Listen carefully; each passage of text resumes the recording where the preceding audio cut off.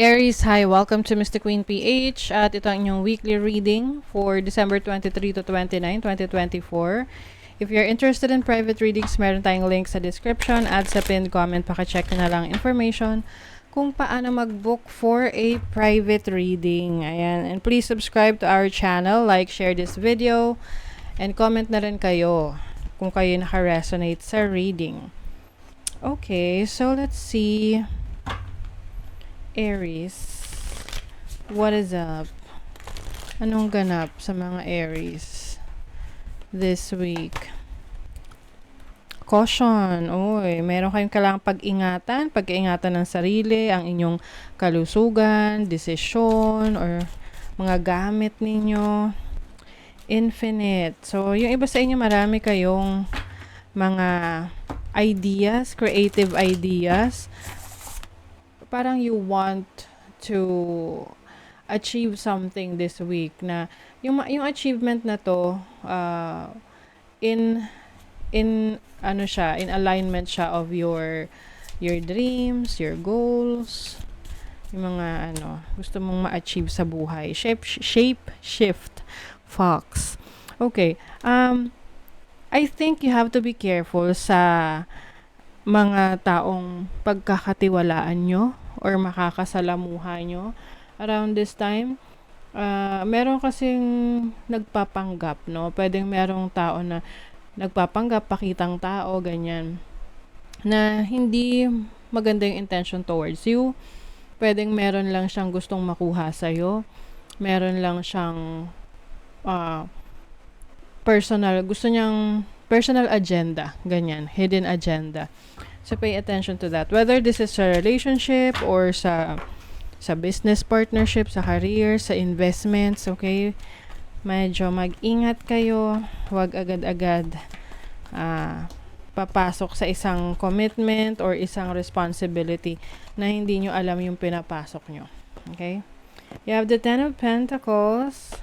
Money is doing well for you, Aries. Yung meron kayong babalikan na dating trabaho, dating source of income ninyo this week, or pwedeng pinag-iisipan nyo kung babalikan nyo dati yung pinagkakitaan. Halimbawa, nagtinda kayo ng sari store, or nag-content creation kayo before, or nag-online selling kayo before, or nagtrabaho ka sa company na yon. So, parang gusto mong bumalik.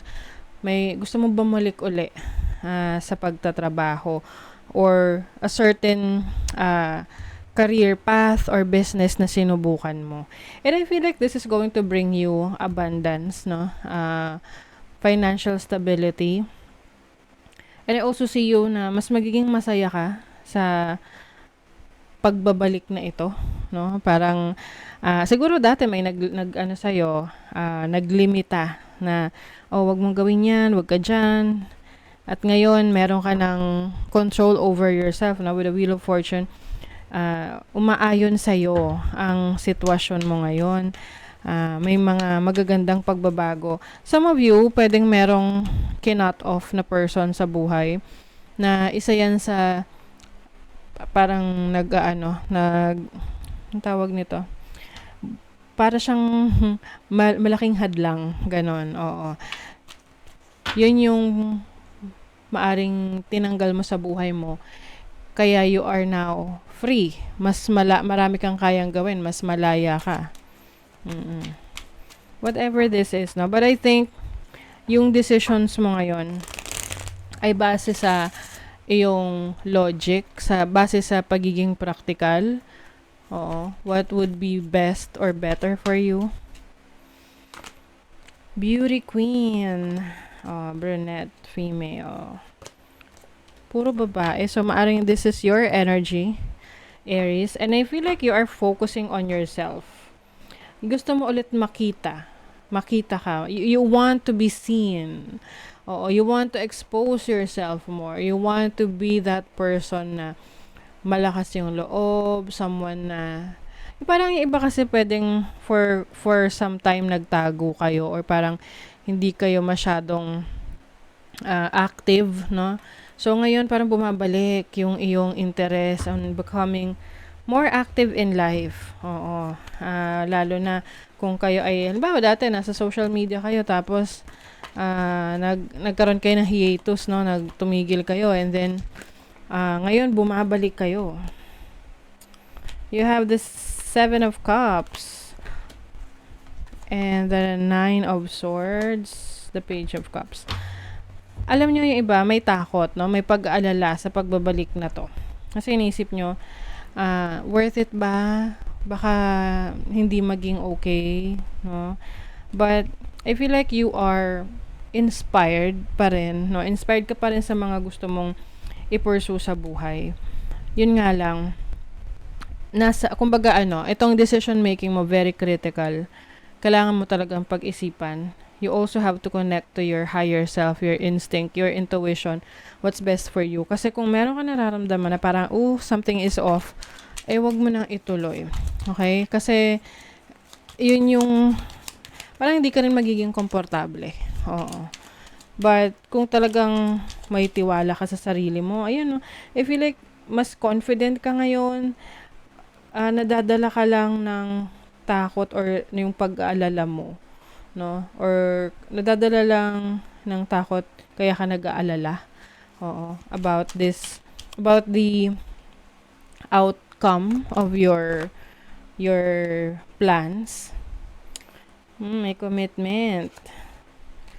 Alam nyo, kung magiging committed kayo dito sa gusto nyong balikan, gusto nyong gawin ulit, i-pursue, this is going to grow. Mas uunlad to, mas magiging successful to kesa doon kumpara dun sa time na ginawa mo siya before. Okay? So example, kayo ay nag-abroad before. Tapos umuwi kayo. And then ngayon parang naisip mo, gusto ko ulit mag-abroad. So this time around, magiging successful na siya. Halimbawa, gusto mo ulit magtrabaho or anything na nagawa mo na before.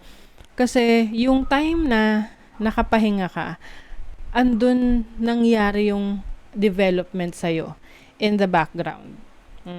Kaya, ngayon, you are stronger, you are wiser, na magagamit mo to become a better version of yourself para mas mayroong magandang resulta for you. You will also spend time with nature, go out with your family, with your loved ones.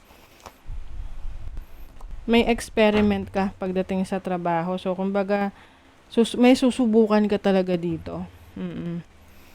You are becoming more mature in handling your finances as well. So, mas maingat ka ngayon mag-handle ng finances mo. You take responsibility seriously and you are more independent. Okay? So, that is your reading, Aries. Thank you so much and I'll see you again.